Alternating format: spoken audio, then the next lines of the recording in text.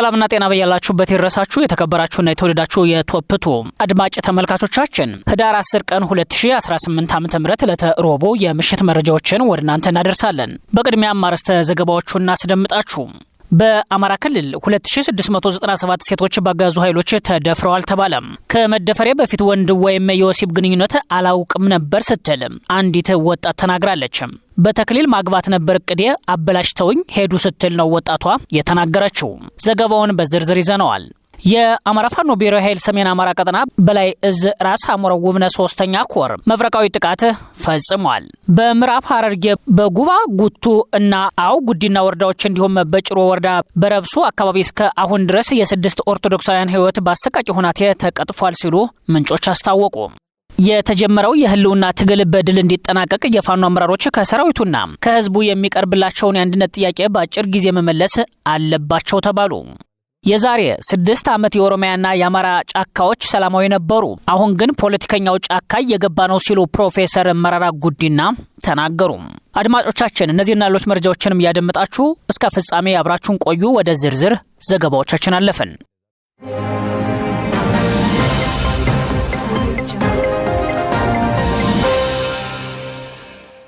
በአማራ ክልል 2697 ሴቶች በአገዛዙ ኃይሎች ተደፍረዋል። በአማራ ክልል ስለተፈጠረው ቀውስ መረጃ ለማግኘት 4% ከሆኑት የክልሉ 43 ጤና ጣቢያዎችና የሕክምና ምንጮች መረጃዎችን መሰብሰቡን ቢቢሲ ዘግቧል። በእነዚህ ተቋማት ከሐምሌ 18 2015 ዓ.ም እስከ ግንቦት 2017 ዓ.ም ድረስ 2697 ሴቶች በመከላከያ ያስገድዶ መድፈር ጥቃት እንደደረሰባቸው ሪፖርት አድርገዋል ብሏል። 45% የሚሆኑት ከ18 ዓመት በታች የሆኑ ታዳጊዎች ናቸው። ይሁን እንጂ በርካታ የወሲባዊ ጥቃት ተጎጂዎች መገለልን በመፍራት የአባላዘር በሽታ መያዛቸውን ወይም መጸነሳቸውን ላለማወቅ የተፈጸመባቸውን የመደፈር ጥቃት ሪፖርት ማድረግም ሆነ የሕክምና አገልግሎት ማግኘት አይፈልጉም ሲል ዘገባው አትቷል። ለዚህም ነው በደህንነት ስጋት ስማቸው እንዳይጠቀስ የፈለጉ አንድ ከፍተኛ የጤና ባለሙያ በአማራ ክልል ግጭት ወደ ጤና ተቋማት የመጡ ተጎጂዎች ከባህሩ በጭልፋ ናቸው ሲሉ ያስረዱትም ብሏል ዘገባው። ከተደፈሩት መካከል ቃሏን የሰጠችው ወጣት እንዲህ ብላለች። ከዚያች ቀን በፊት ወንድ ወይም የወሲብ ግንኙነት አላውቅም ነበር። በተክሊል ማግባት ነበር እቅዴ አበላሽተውኝ ሄዱ ቢገሉኝ ይሻለኝ ነበር ስትል ለቢቢሲ የተናገረችው በመከላከያ የተደፈረችው ወጣት ናት። የአማራ ፋኖ ብሔራዊ ኃይል ሰሜን አማራ ቀጠና በላይ እዝ ራስ አሞራው ውብነህ 3ኛ ኮር መብረቃዊ ጥቃት ፈጽሟል። የአማራ ፋኖ ብሔራዊ ኃይል በላይ ዘለቀ እዝ ራስ አሞራው ውብነህ 3ኛ ኮር በሚያስተዳድረው ቀጠና ጠላት በብዙ አቅጣጫ የዘመተ ቢሆንም የራስ አሞራው ውብነህ 3ኛ ኮር ስቦ በማስገባት በቆረጣ ከባድ ምት አሳርፎበታል። ከራስ አሞራው ውብነህ 3ኛ ኮር ውስጥ ጭና ክፍለ ጦርና ድብ ጠለምት ክፍለ ጦር በጥምረት ከህዳር 7 2018 ዓ.ም እስከ ህዳር 8 2018 ዓ.ም ድረስ ጥራይና ከምትባል ንዑስ ወረዳ የገባን ኃይል ባድ ምት አሳርፈውበታል። በተመሳሳይ ህዳር 9 2018 ዓ.ም ከዳባት ወደ አጅሬ ከአጅሬ ወደ ዳባት በሚወስደው መንገድ የዳባትና የአጅሬ ብልጽግና ኃይል ታች አረቦር ቀበሌ ላይ አመራር ተቀባብሎ የዳባቱ ወደ ዳባት የአጅሬው ወደ አጅሬ ሲመለስ የደጃች አያሌው ብሩ ክፍለ ጦር ሰራዊት አቦ ገዳምና 13 ተብለው ከሚጠሩ ቦታዎች ላይ ደፈጣ ጥቃት አድርሰውባቸዋል። በሲኖና በኦራል ሲጓዝ ከነበረ ሰራዊት መካከል በሲኖ የተጫነውን ወንበር አስጠባቂ ሰራዊትን ሙሉ በሙሉ እዛው እንዲቀር ፋኖቹ ኦፕሬሽን ሰርተውበታል። በኦራል ወታደራዊ ተሽከርካሪ ሲጓጓዙ የነበሩት ሰራዊቶች ከነ ኦራላቸው ከጥቅም ውጭ የተደረጉ ሲሆን ከ30 በላይ ሲገደሉ ከ20 በላይ ኃይሎች ከባድ ሰብአዊ ጉዳት ደርሶባቸው ወደ ዳባት አፈግፍገዋል። በሌላ አቅጣጫ የተጠጋ ያገዛዙ ኃይል ጋር በቀጠናው አውደ ውጊያው ዛሬም ተጠናክሮ እንደቀጠለ ነው። በምዕራብ ሐረርጌ በጉባ ጉቱና አው ጉዲና ወረዳዎች እንዲሁም በጭሮ ወረዳ በረብሱ አካባቢ እስከ አሁን ድረስ የ6 ኦርቶዶክሳውያን ሕይወት በአሰቃቂ ሁናቴ ተቀጥፏል ሲሉ ምንጮች አስታወቁ። በምስራቅ ሐረርጌና ምዕራብ ሐረርጌ ዳር ባሉ ቦታዎች ላይ ኦርቶዶክሳውያን አሁንም በስጋት ላይ ናቸው ብለዋል። ይህ መረጃ መንጋውን ለሚጠብቁ አድራ ለተሰጣቸው ለሀገረ ስብከቱም ለቤተ ክህነቱም የተላለፈ ቢሆንም አባቶች ዝምታን መርጠዋል ሲሉ መረጃ ምንጮች አስታውቀዋል። አገዛዙ እየደባበቀው ያለው ወረርሽኝ በሽታ አስፈሪ ሆኖ ቀጥሏል።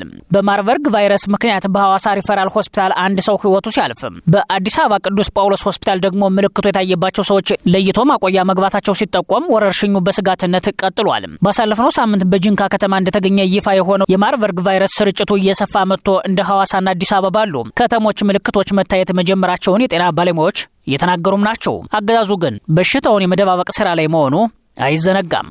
ወታደራዊ ካምፖች ባዶ እየቀሩ ናቸው ሲባል 3 ያጋዙ ወታደሮች አላስወጣም ባሏቸው ጥበቃዎች ላይ ጥቃት በመክፈት 5ቱን በመግደል 2 ክላሽ ደርበው ፋኖን ተቀላቅለዋል። አማራ በመሆናቸው ብቻ በደባ እንዲገደሉ ባጋዙ አመራሮች ትዕዛዝ የተሰጠባቸው የታጠቁት ስናይፐር የወረደባቸው በጀሌ እንዲንቀሳቀሱ የተደረጉት ያጋዙ የመከላከያ ሰራዊት አባላት የነበሩ ሙሉ ቀን ንጉስ 6ኛ እዝ 14ኛ ክፍለ ጦር 1ኛ ሬጂመንት 2 ኮሪያ ክላሽና 220 ጥይት በመያዝ አንደበት ሞላ 2 ኮሪያ ክላሽ 220 ጥይት 4 F1 ቦምብ 2 ካዝና በመያዝ ዘነበው ደሴ 1 ኮሪያ ክላሽ 4 F1 ቦምብ 4 ካዝና በመያዝ በአጠቃላይ 5 ክላሽ 440 ተኳሽና 8 F1 ቦምብ ደርቦ በመያዝ ዛሬ ህዳር 10 ቀን 2018 ዓ.ም በነማይ ወረዳ ወይራ ቀበሌ ዋርድያ ላይ የነበሩ ጥበቃዎችን አስወግደው ከ5 በላይ ሞትና ቁስለኛ አድርገው የአማራ ፋኖ ብሔራዊ ኃይል ቴዎድሮስ 201ኛ ኮር 64ኛ ክፍለ ጦርን ከነሙሉ ትጥቃቸው ተቀላቅለዋል። በተጨማሪም በእነማይ ወረዳ ቢሸና ከተማ መሽጎ የሚገኘው ያጋዙ ሰራዊት አባላት እየፈራረሰ ስለመሆኑ ሲጠቆም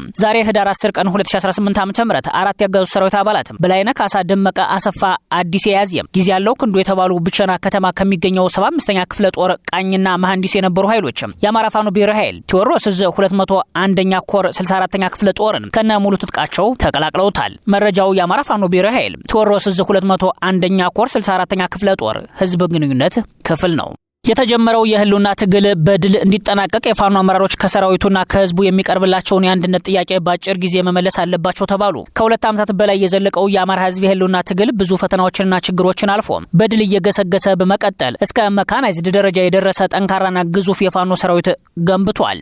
በስነ ልቦናና በወታደራዊ ዝግጅት ከብልጽግና ቡድን መከላከያ ሰራዊት የተሻለው የፋኖ ሰራዊት አሁን ላይ የአንድነቱን ጉዳይ በጥብቅ መጠየቅ ጀምሯል። አገዛዙን ለማሸነፍ በወታደራዊ ዝግጅት በቂ አቅም እንዳለው ያስመሰከረው ፋኖ ትግሉን ለማሸነፍ አንድነት ያስፈልጋል ሲል ከስር ያለው ሰራዊትና ህዝቡ በአመራርነት ስፍራ ላይ የተቀመጡትን አታጋዮች በተደጋጋሚ እየጠየቀና እያሳሰበም ይገኛል። በጎንደር የፋኖ አንድነት ወደ መጨረሻው መቃረቡ በህዝቡና በሰራዊቱ በኩል እፎይታን ያስገኘ ሲሆን ለአገዛዙ ደግሞ ከባድ ፈተና ሆኖበታል። የጎንደር አንድነትን ለማደናቀፍ የፋኖ ደጋፊ መስለው ሰርገው የገቡ አካላት ከአገዛዙ የተሰጣቸውን ተልዕኮ ለመፈጸም በርካታ ሙከራዎችን ቢያደርጉም ነገር ግን በህዝቡና በሰራዊቱ ብርቱ ጥረት ሳይሳካላቸው ቀርተዋል ተብለዋል። የጋራ ጠላት የሆነው ጸረ አማራውን የብልጽግና አጀንዳ ለመጣል አንድነት ያስፈልጋል ያለው የፋኖ ሰራዊትና ህዝቡ በሁለቱ የፋኖ አደረጃጀት አመራሮች በኩልም ይህንን አንድነት ባጭር ጊዜ እንዲቋጩ ጥብቅ የቤት ስራ ተሰጥቷቸዋል። አንድነቱን ለማጠናቀቅ አባት አርበኞችና በአመራርነት ስፍራ ላይ የተቀመጡ አታጋዮችም በርካታ ውጣ ውረዶችን እያሳለፉ ይገኛሉም ተብለዋል።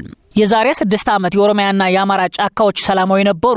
አሁን ግን ፖለቲከኛው ጫካ እየገባ ነው ሲሉ ፕሮፌሰር መራራ ጉዲና ተናግረዋል። የኦሮሞ ነጻነት ግንባር ኦነግና የኦሮሞ ፌዴራሊስት ኮንግረስ ኦፌኮ ከኦሮሚያ ክልል ርዕሰ መስተዳደሩ አቶ ሽመልስ አብዲሳ ጋር ውይይት ለማድረግ የሚጠይቅ ይፋዊ ደብዳቤ ማስገባታቸውን ቢቢሲ ዘግቧል። የኦሮሚያ ክልል አስተዳደር ደብዳቤው እንደደረሰው አሊያም ውይይቱ ስለመካሄዱ የሚጠቁም መረጃ እስካሁን ድረስ አላወጣም። የኦፌኮ ተቀዳሚ ምክትል ሊቀመንበሩ ፕሮፌሰር መራራ ጉዲና በአጠቃላይ የቀውሱን ሁናቴ ቁጭ ብለን የማናይበት ሁናቴ ላይ ስለደረሰ መንግስት ቢያንስ በኦሮሚያ አካባቢ እየተደረገ ያለውን በውል እንዲመለከት ለማሳሰብ ደብዳቤውን እንደጻፉም ገልጸዋል። ባለፈው ሳምንት ኦነግና ኦፌኮን ጨምሮ 10 ሀገር አቀፍ እና ክልላዊ ፓርቲዎች በዚህ ዓመት የሚካሄደው ምርጫ ነጻ፣ ፍትሃዊና ታማኒ እንዲሆን እና ከአጃቢነት ያለፈ ተሳትፎ እንዲኖራቸው የሚጠይቁ ቅድመ ሁኔታዎችን ማቅረባቸው ይታወሳል። ራሳቸውን የኢትዮጵያ ፖለቲካ ፓርቲዎች አንድነት መድረክ ሲሉ የሚጠሩት 10 የተቃዋሚ ፓርቲዎች ስብስብ ህዳር 3 ቀን 2018 ዓ.ም በጋራ ባወጡት መግለጫ 7ኛው አገር አቀፍ ምርጫ ከመካሄዱ በፊት የኢትዮጵያ መንግስት በ7 መሰረታዊ ቅድመ ሁኔታዎች ላይ መሰረታዊ ማሻሻያዎች እንዲያካሄድ ጠይቀዋል። ከቢቢሲ ጋር ቆይታ ያደረጉት ፕሮፌሰር መራራ ጉዲና ለኦሮሚያ ክልል ርዕሰ መስተዳደሩ ለውይይት ጥያቄ ያቀረብነው ኦሮሚያ ቀውስ ውስጥ በመሆኗ ነው ብለዋል። በየቦታው ያለው እልቂት፣ ሰው በሰላም ወጥቶ መግባት አለመቻሉ፣ በአጠቃላይ የቀውሱ ሁናቴ ቁጭ ብለን የማናይበት ሁናቴ ላይ ደርሷል ሲሉም ተናግረዋል። ቀውሱ ከጊዜ ወደ ጊዜ እየተባባሰ መምጣቱ ጥያቄ የለውም ያሉት ፕሮፌሰር መራራ ጉዲና እንደውም ዘንድሮ ምርጫ ይካሄዳል እየተባለ ስለሆነ ከዚህ የበለጠም ችግር ውስጥ እንገባለን ሲሉም ስጋታቸውን አስቀምጠዋል ሲል ቢቢሲ ዘግቧል። የተከበራችሁና የተወደዳችሁ አድማጭ ተመልካቾቻችን ለሰዓቱ የተዘጋጁት መረጃዎች እነዚህ ነበሩ። አብራችሁን ስለቆያችሁ ላቅ ያለ ምስጋና አለን። በያላችሁበት ሰናይ ጊዜ ተመኘን። ጤና ይስጥልን።